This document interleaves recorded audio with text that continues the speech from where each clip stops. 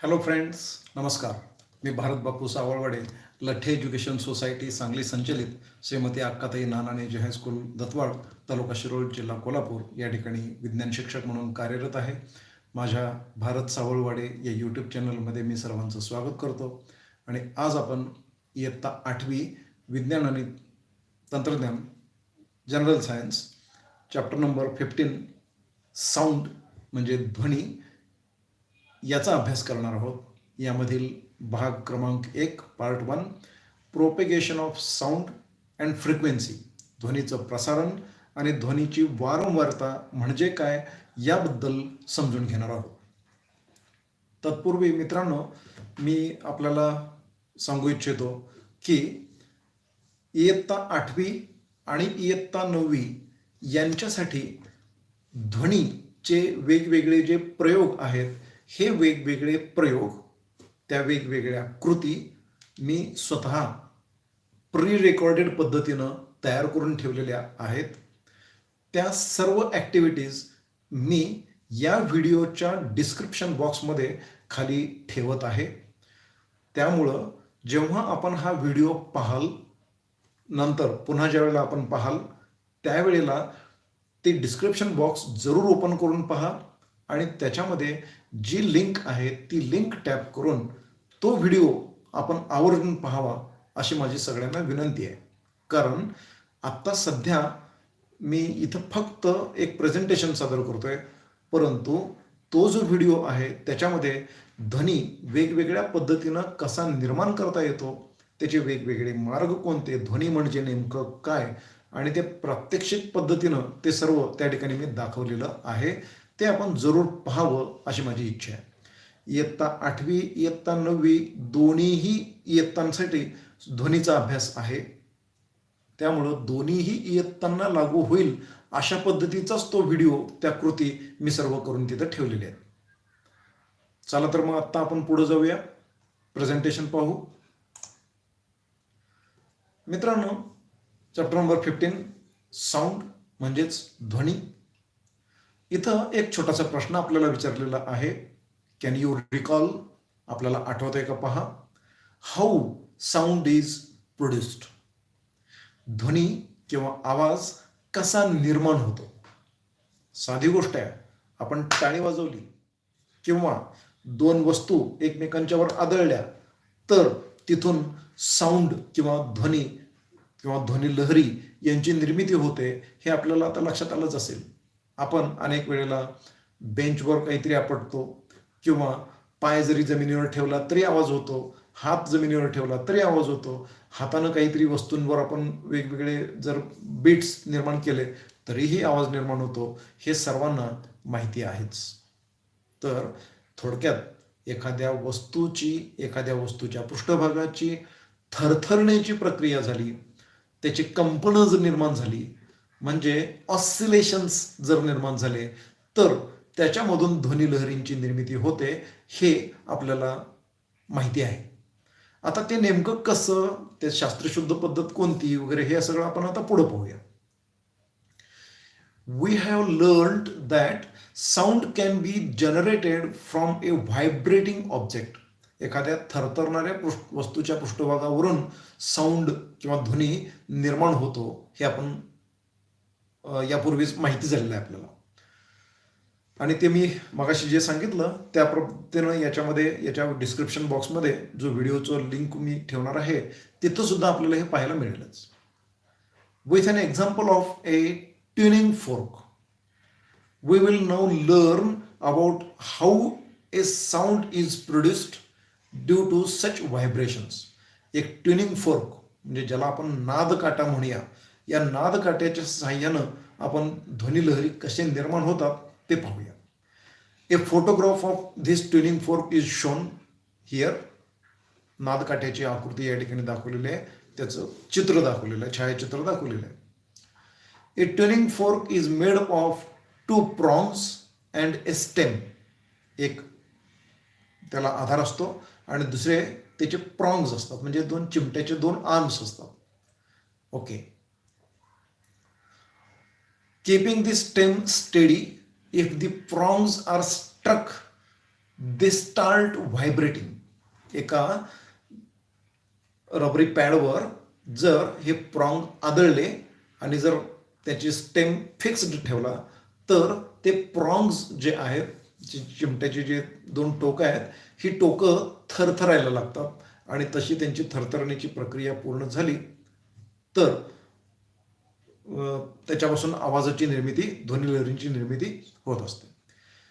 Figure 15.2a shows a stationary tuning fork. पुढे आता आपण पाहूयात ते. To show the state of air around the tuning fork, vertical lines are used. आपण ते पुढे पाहणार आहोत. Here the vertical lines are equally spaced. त्या व्हर्टिकल लाईन्स मधलं जे अंतर आहे ते सगळीकडं एकसारखं दाखवलेलं आहे. It indicates that the average distance between the air molecules in the same everywhere, आणि ते सगळीकडं एकसारख्या प्रमाणामध्ये असणार आहे. अशा 3 कंडिशन्स दाखवलेल्या असणार आहेत आता इथून पुढं ABC या पद्धतीने. आणि त्या ABC पद्धतीमध्ये काय दिसतं ते आपण आता पाहूया. बघा या ठिकाणी म्हणजे 3 भाग केलेले आहेत, A, B आणि C. आणि इकडं small a, small b, small c condition दाखवलेली आहे. स्मॉल a कंडिशन अशी दाखवलेली आहे की ट्युनिंग फोर्क इज स्टेडी. ट्युनिंग फोर्क नादकाटा स्थिर आहे आणि त्यामुळं तिथं असणारी जी काही हवा आहे त्या हवेवर निर्माण होणारा दाब 3 भागामध्ये, 3 पट्ट्यांमध्ये, म्हणजे ए पट्टा आहे, बी आहे, त्यानंतर सी, असे जे काही वेगवेगळे स्ट्रिप्स आहेत त्या सगळ्याच्या सगळ्या स्ट्रिप्समध्ये तिथे असणाऱ्या हवेवर असणारी जे दाब आहे तो दाब सगळीकडं सारखा आहे. If the stem is kept steady and the prongs are struck, the prongs are set into vibrations. जर हा स्टेम स्टेडी ठेवला हातामध्ये आणि त्या प्रॉंग्सना जर धक्का दिला, रबर पॅडवर ते जर आदळले तर ते प्रॉंग्स म्हणजे त्यांचे जे टोकं आहेत ही टोकं थरथरायला लागतात. It means that they are set into periodic motion in forward and backward directions. We will see step by step the result of such motion. आता या टू अँड फ्रो मोशन जे आहे याच्यामुळं काय घडतं ते आता आपण पुढे पाहूया. If during the vibration the prongs of the tuning fork go away from each others, जसं या बी परिस्थितीमध्ये दाखवलेलं आहे त्या पद्धतीनं ते जे प्रॉंग्स आहेत त्यांची जी टोकं आहेत ही टोकं एकमेकांच्या पासून लांब गेली तर ती लांब गेल्यामुळं त्या प्रॉंग्सच्या शेजारी असणारी जी हवा असते त्या हवेवर दाब निर्माण होतो.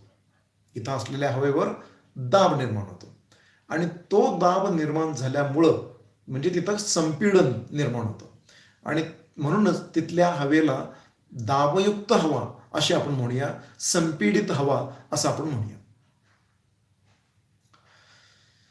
The fork go away from each others as shown in figure 15.2b. The air outside the prongs is compressed. ती हवा त्या ठिकाणी दाबली जाते. And the pressure there increases. आणि तिथं हवेवर दाब वाढवला जातो. Such a state of high pressure is created in region A in the figure. Figure A मध्ये या ठिकाणी ते दाब निर्माण झालेलं दाखवलेलं आहे. The region in which the air is at high pressure and high density is called as compression. म्हणजे ज्या भागामध्ये हवेवर जास्त दाब निर्माण झाल्यामुळं हवा कॉम्प्रेस्ड होते, आकुंचित होते आणि अशा आकुंचित ठिकाणची जी हवा आहे तिथली जी स्थिती आहे तिला कॉम्प्रेशन किंवा संपीडन असं म्हणायचं आहे. In the next step of vibration the prongs of the fork come close to each other. पुढं काय होतं, एकदा प्रॉंग्स बाहेर गेले होते आता ते पुन्हा आत येणार आहेत. ते जेव्हा आत येतील त्यावेळेला मात्र त्याच्या शेजारी असणारी जी हवा असेल तिथं कमी दाब निर्माण होणार आहे आणि मग ज्या ठिकाणी कमी दाब निर्माण होतो त्यामुळं तिथली हवा विरळ होते आणि म्हणून त्याला विरलन असं म्हणायचं आहे. As shown in figure 15.2c, in this case, the air molecules near the prongs get more space to move away from each others. एकमेकांच्या पासून ते जवळ यायला लागतात आणि त्यामुळं त्याच्या बाजूला असणारी जी हवा आहे त्या हवेवर तिथं प्रेशर कमी निर्माण होतं. That means the pressure is decreased. Such reason in which air is at low pressure or low density, हवेची कमी घनता ज्या ठिकाणी असेल, हवेवर कमी दाब ज्या ठिकाणी असेल, कमी दाब असल्यामुळं हवा प्रसरण पावलेल्या अवस्थेमध्ये असेल, त्या ठिकाणी रॅरिफॅक्शन किंवा विरलन निर्माण झालेलं आहे असं आपण म्हणतो. आणि मग या ठिकाणी एक गोष्ट आपण लक्षात घेऊया की जशी ही वेव्ह टप्प्याटप्प्याने अशी पुढं जात राहते तशी कॉम्प्रेशन, रॅरिफॅक्शन आणि त्यानंतर पुन्हा कॉम्प्रेशन, पुन्हा रॅरिफॅक्शन, पुन्हा कॉम्प्रेशन, पुन्हा रॅरिफॅक्शन, अशा पद्धतीनं या वेव्ज, या तरंग पुढं पुढं सरकत राहतात. म्हणजे अल्टरनेट कॉम्प्रेशन रॅरिफॅक्शनच्या ज्या वेव्ज आहेत, जे तरंग आहेत, हे तरंग पुढं पुढं जात राहिले तर ध्वनी तरंग त्या दिशेनं पुढं सरकतो असं आपण म्हणूया. However, the air molecules in this region which were in compressed state earlier, that means in 15.2b region A, transfer this energy to the air molecules in the next region, that means in the region B. So the air in the region goes to compressed state. आता नंतरची G B टप्पा होता तो बी टप्पा आता compressed स्टेटमध्ये गेला आणि ए आता रॅरिफॅक्शन स्टेटमध्ये आला, म्हणजे विरलन अवस्थेमध्ये आला. Such a periodic motion of the prongs creates compression and rarefaction in the air. These are propagated away from the prongs. आणि यांचा प्रसार कसा होतो तर तो प्रॉंग्स जे आहेत किंवा ती जे काय नादकाटा जो आहे त्याच्यापासून लांबच्या दिशेनं, म्हणजे त्यापासून दूरच्या दिशेनं, अशा पद्धतीनं त्यांची प्रवास होतो. These are nothing but the sound waves. आणि यांनाच आपण साऊंड वेव्स असं म्हणतो. When these waves reach our ear, the ear drum gets vibrated. एकच मिनिट, मी थोडंसं पॉज करतोय.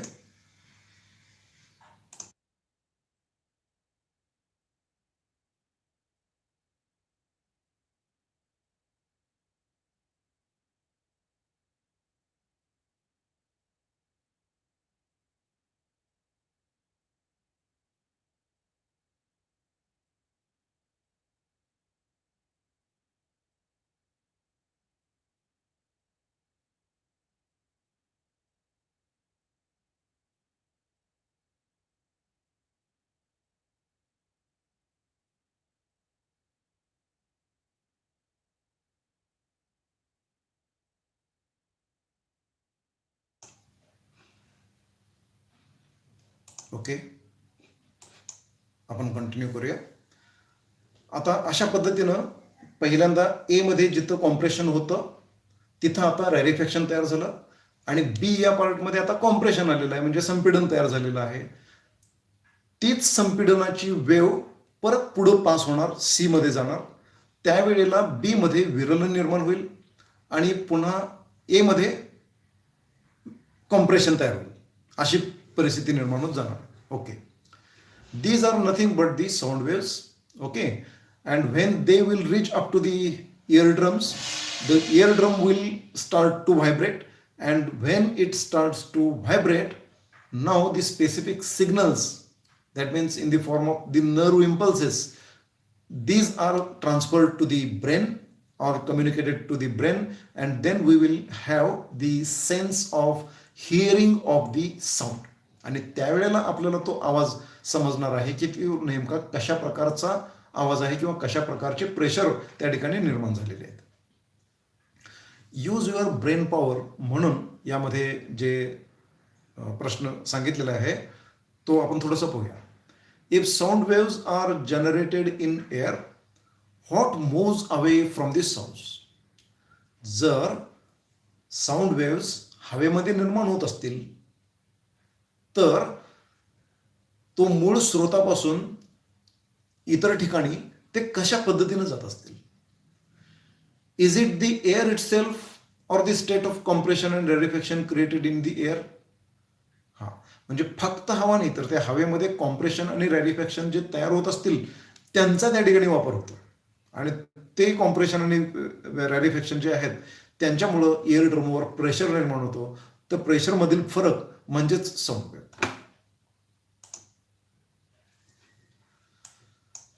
आता मित्रांनो, या ठिकाणी आणखी एक प्रयोग आहे आणि या प्रयोगामध्ये काय दाखवले हे थोडंसं पहा. इथं एक काचेची हंडी घेतलेली आहे आणि या काचेच्या हंडीमध्ये वरील बाजूनी बूच लावलेला आहे, खालून सुद्धा एअरटाईट पॅक केलेलं आहे आणि एक पाईप या ठिकाणी खालून काढलेली आहे. इथं वायरच्या साह्यानं एक इलेक्ट्रिक बेल आतमध्ये सोडायचे आणि ह्या सगळ्या पद्धतीने ती वायर वगैरे सोडल्यानंतर सुद्धा तिथे रबर कॉर्क वगैरे फिट करून हे एअरटाईट करायचं आहे. म्हणजे आत बाहेर हवेचा कोणताही संबंध ठेवायचा नाही आहे. आणि पुढं असा प्रयत्न करायचा आहे आपल्याला की सुरुवातीला याच्यामध्ये हवा असणार आहे. ही जी पाईप बाहेर काढलेली आहे ही व्हॅक्यूम पंपाला जोडायची आहे आणि सुरुवातीला याच्यामध्ये ही विद्युतधारा पास करायची. ही डोरबेल वाजवायला सुरुवात करायची. ती सुरू असतानाच व्हॅक्यूम पंप सुरू करायचा. व्हॅक्यूम जसा तयार होत जाईल तसा आवाज हळूहळू हळू कमी होत जाणार आहे, बंद होत जाणार आहे. तो एकदा बंद झाला की परत आपण त्याच्यामध्ये हवा आत सोडायला सुरुवात करायची आणि ती सोडायला सुरुवात केली की परत हवा या ठिकाणी म्हणजे किंवा तो आवाज पुन्हा बाहेर आपल्याला ऐकू यायला सुरुवात होते. म्हणजे मग याच्या ठिकाणी आपल्याला लक्षात येईल की इथं याच्या अवतीभोवती हवा असेल तर आवाज येतो, इथं जर अवतीभोवती हवा नसेल तर बाहेर आवाज ऐकू येत नाही. असं का? Let us see in details. हवेच्या प्रसारणासाठी माध्यमाची आवश्यकता असते हे पडताळून पाहणारा प्रयोग आपण या ठिकाणी समजावून सांगितलेला आहे. Let us go through the lines. काही मुद्दे राहायला नको म्हणून.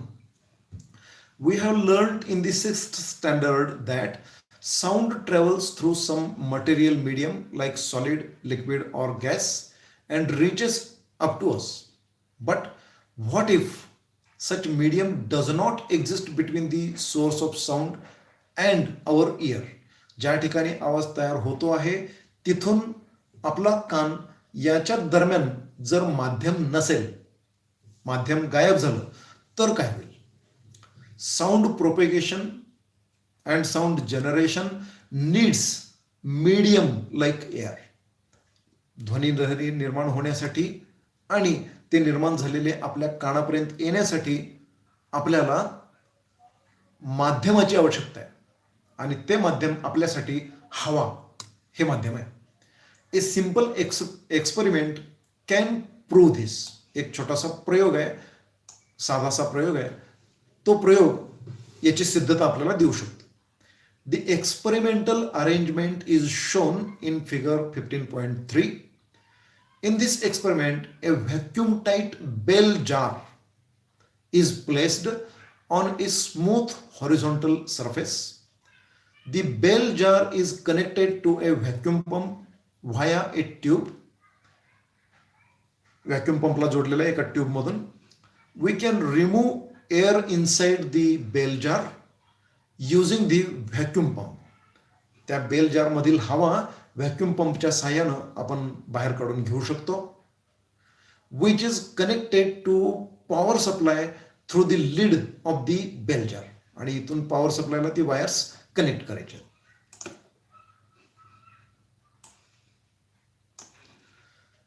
As the start of experiment the vacuum pump is off and the bell jar contains air.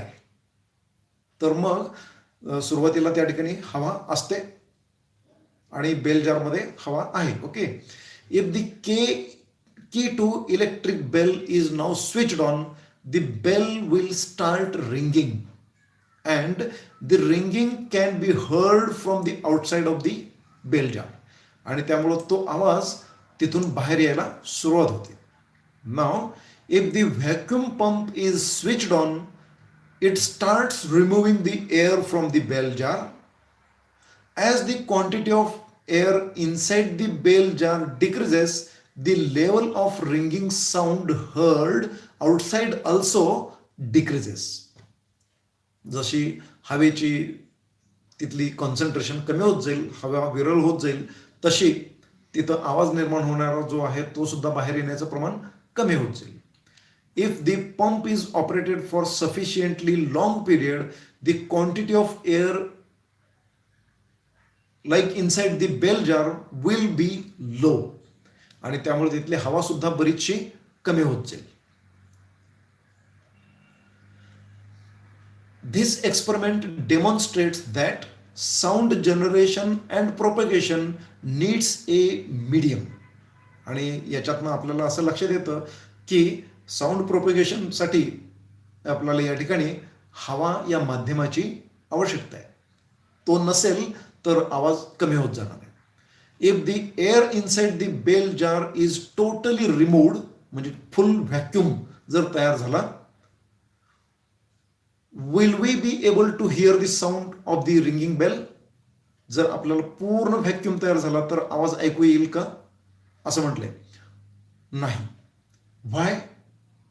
Because the vibrations are not transferred up to the surface of the bell jar, and thereby the transfer of these energies will not be transferred up to our ears. आणि म्हणून तसं घडणार आहे. आता प्रत्यक्षामध्ये हे आपल्याला करून पाहावं लागेल. एक पुन्हा अशा पद्धतीचा व्हिडिओ मी बनवण्याचा प्रयत्न करणार आहे आणि त्याची लिंक मी जरूर आपल्या सर्वांना पाठवणार आहे. आता अवकाशात काय घडतं? Two astronauts on the moon talking to each other directly will be unable to listen to each other even if they are very close to each other.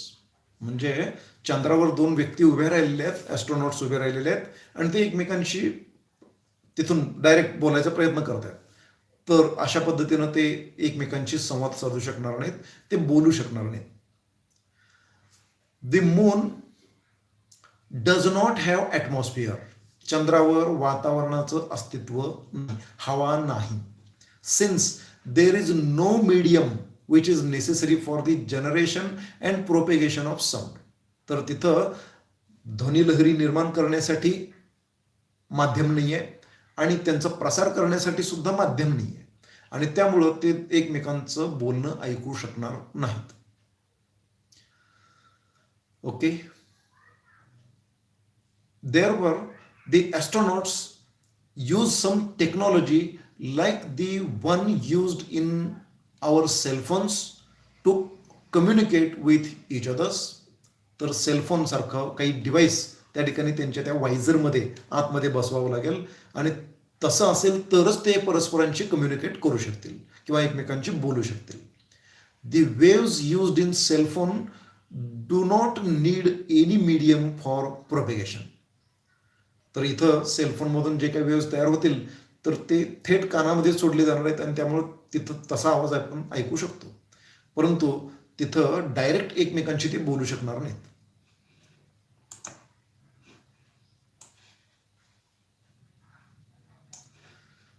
Now next is frequency of sound waves किंवा ध्वनी तरंगांची वारंवारता. Using figure 15.2, we learned about how the vibrations of tuning fork result in generation of compressions and rarefactions in the air. More detailed observation shows that the actual variation in the air density and the pressure are as shown in figure 15.4. If any object vibrates in air, such sound waves are produced in the air, in which the air particles get compressed. Then there will be formation of the compression, which is having the increased pressure on the air. ज्याला मराठीमध्ये आपण जास्त दाबयुक्त हवा, ज्याला संपीडन म्हणूया, अशी या ठिकाणी तयार होते इथं दाखवलेल्या प्रमाणे. And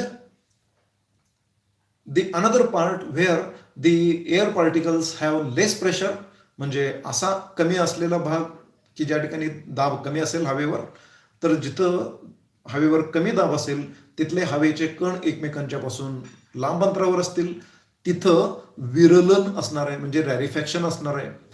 त्यानंतर पुढं पुन्हा संपीडन असेल, पुन्हा विरलन असेल, पुन्हा संपीडन असेल, पुन्हा विरलन असेल. अशा पद्धतीनं या ठिकाणी जर एखाद्या हवेमध्ये संपीडन आणि विरलन यांचे ऑसिलेशन्स, यांचे तरंग एकापुढे एक जर जात असतील, तर हवा ध्वनी तरंगांचं प्रसार करते असं आपण म्हणूया. म्हणजे one oscillation consisting of compression and rarefaction या ठिकाणी आपण दाखवतोय. तसं हे दुसरं ऑसिलेशन, तसं हे तिसरं ऑसिलेशन, तसं हे चौथं ऑसिलेशन. अशा पद्धतीनं हे सायकल त्यांचे चाललेले असतात. आता मित्रांनो पुढे आपण जाऊ. As shown in the figure 15.4, one compression and one rarefaction together forms one cycle of the wave. तर इथं दाखवल्याप्रमाणे एक कॉम्प्रेशन आणि एक रॅरिफॅक्शन या दोन्हींचं एकत्रित विचार जर आपण केला तर त्याला त्या तरंगांची एक चक्र, एक आवर्त असं आपण म्हणायचं आहे. The number of cycles formed in air in 1 second will be decided by the number of times of prongs of the tuning fork.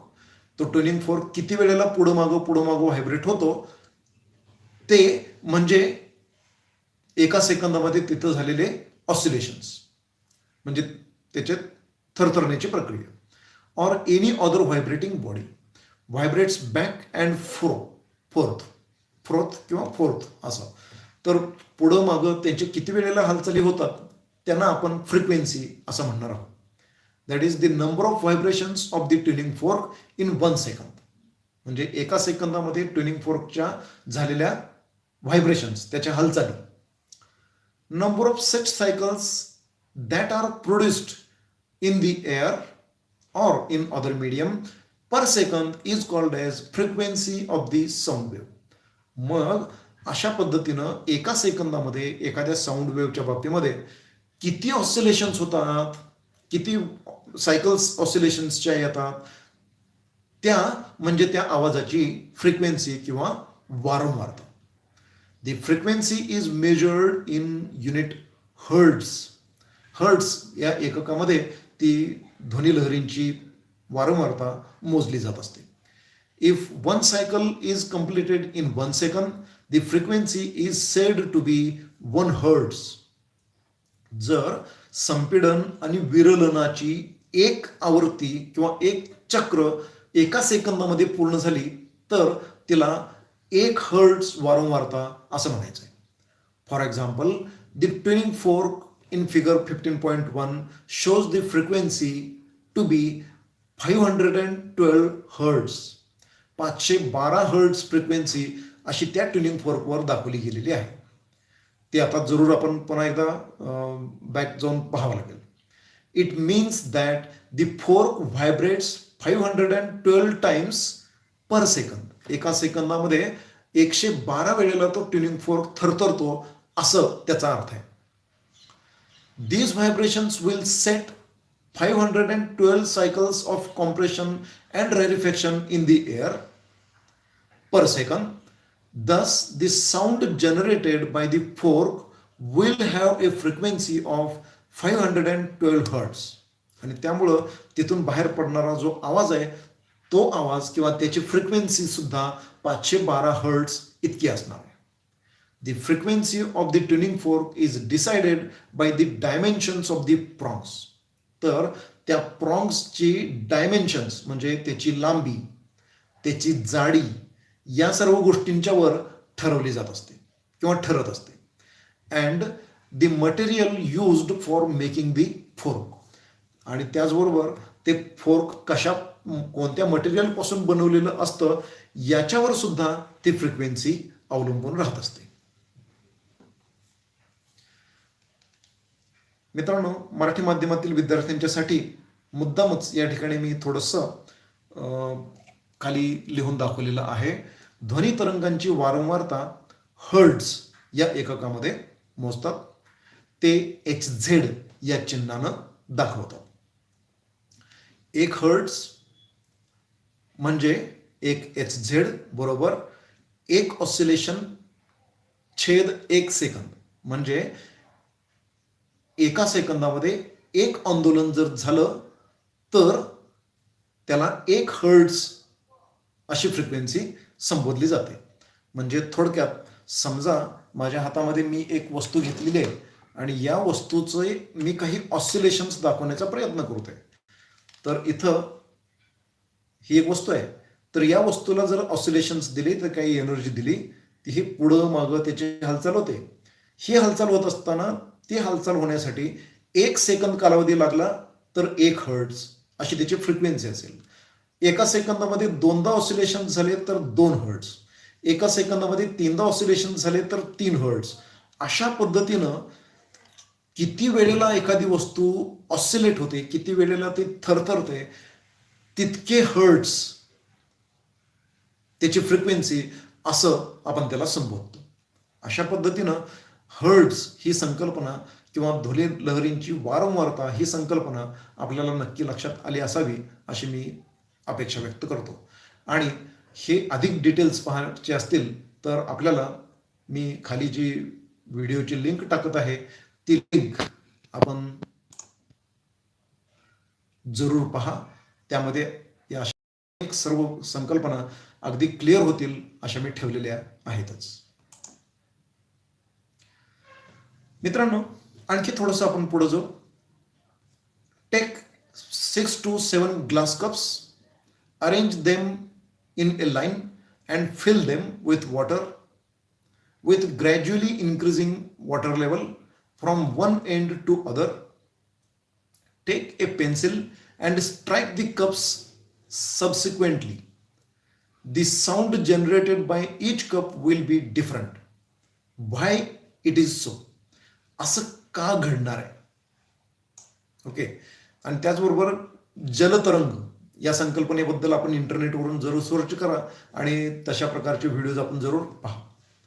When a cup is struck, waves are set up in the air column above the water level in the cup, and the frequency of the generated wave depends on the height of the air column inside the glass cup. Since the water level in each glass is different, the height of the air column in each glass is also different. प्रत्येक ठिकाणी असलेली जी height आहे ती height वेगळी असेल. त्या height वेगळी असल्यामुळं तिथं फ्रिक्वेन्सी प्रत्येकाची वेगवेगळी येणार आहे. Therefore, frequency of sound generated by each glass cup will also be different. So, the sound generated is different. An app for measurement of sound frequency may be available on cell phones. With the help of your teacher, use the app to measure the frequency of the sound generated from each glass cup. अशा पद्धतीनं हे glass cups वापरा आणि त्याच्यामधून तयार होणारा जो काही आवाज आहे त्या प्रत्येक आवाजाची फ्रिक्वेन्सी मोजा असं त्याने सुचवलेलं आहे. याबद्दलचा व्हिडिओ सुद्धा आपण एकदा करून पाहूया आणि प्रत्यक्षात वर्गामध्ये सुद्धा हे आपापल्या शिक्षकांच्या मदतीनं आपण करून पाहू शकतो. तशा एका ॲपचं डेमो मी या ठिकाणी आपल्याला दाखवणार आहे. Do you observe any relation between the frequency of generated sound and the height of the air column in the glass cup? त्यांच्यामध्ये असं काही रेफरन्स आपल्याला लक्षात येतो का हे जरूर पहा. This is your simple jaltarang. Can this experiment be perform with stainless steel pots of different sizes? वेगवेगळ्या साईजच्या स्टेनलेस स्टील पॉट्सपासून सुद्धा हे करता येणं शक्य आहे का असं विचारलेलं आहे. अर्थातच हे आपण करून पाहिल्याशिवाय कळणार नाही आहे आणि म्हणून मी थोडंसं या ठिकाणी आपल्याला असं सुचवतो की हे प्रत्यक्ष आपण प्रयोग करून पाहणं गरजेचं आहे.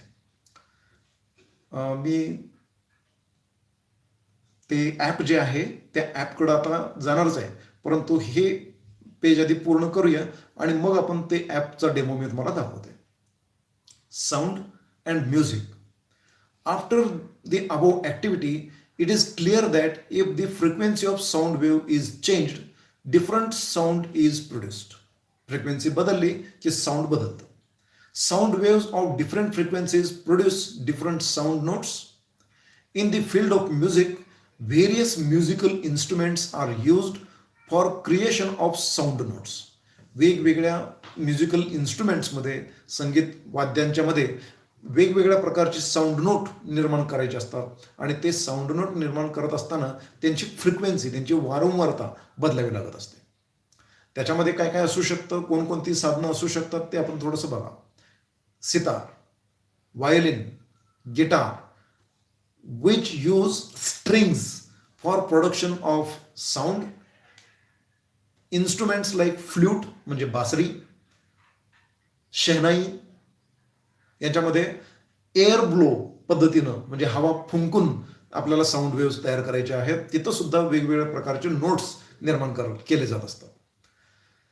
In string-based instruments, the frequency of vibration of the strings is changed by changing the tension or the string or by the changing the vibrating length of the string using fingers. वेगवेगळे ताण असलेल्या तारा निर्माण केल्या जातात. त्यांच्या लांबी बदलता येतात. लांबी बदलून, ताण बदलून अशा पद्धतीनं त्यांच्यामध्ये आपण वेगवेगळे फ्रिक्वेन्सीज निर्माण करू शकतो. This results in generation of different notes. आणि त्याच्यामुळे वेगवेगळ्या प्रकारचे नोट्स आपल्याला मिळवता येतात. In musical instruments like flute, the holes on the flute are opened or closed to change the length of the vibrating air column in the flute. तर तो flute जो असतो त्या फ्ल्यूटमध्ये जी वरची जी झाकणं असतात म्हणजे त्याची छिद्र जे असतात ते छिद्र बंद केल्यामुळं तिथं हवा एअर कॉलम जो असणार आहे त्याची लांबी कमी किंवा जास्त केली जाते आणि त्यामुळं त्याची फ्रिक्वेन्सी बदलते आणि त्या बदलत्या फ्रिक्वेन्सीमुळं आपण फ्ल्यूट वाजवू शकतो, वेगवेगळ्या नोट्स निर्माण करू शकतो. In flute, different notes can be generated by changing the way of air blowing also. आणि याच्यामधून आपण साऊंड वेव्स निर्माण करू शकतो. तर इथं वेगवेगळ्या प्रकारचे नोट्स कोणकोणते आणि त्यांची फ्रिक्वेन्सी सर्वसाधारणपणानं कशी असते ते दिलेलं आहे. मित्रांनो, आपल्याला संगीतामध्ये सा, रे, ग, म, प, ध, नी असे 7 सूर आहेत, सप्तस्वर ज्याला आपण म्हणूया. आणि त्यांच्या प्रत्येकांच्या फ्रिक्वेन्सीज या ठिकाणी दिलेले आहेत. यांच्याकडे आपण जरूर लक्ष देऊया. आणि आता लगेचच मी त्या साऊंड मेजरिंग ॲपकडं जाणार आहे.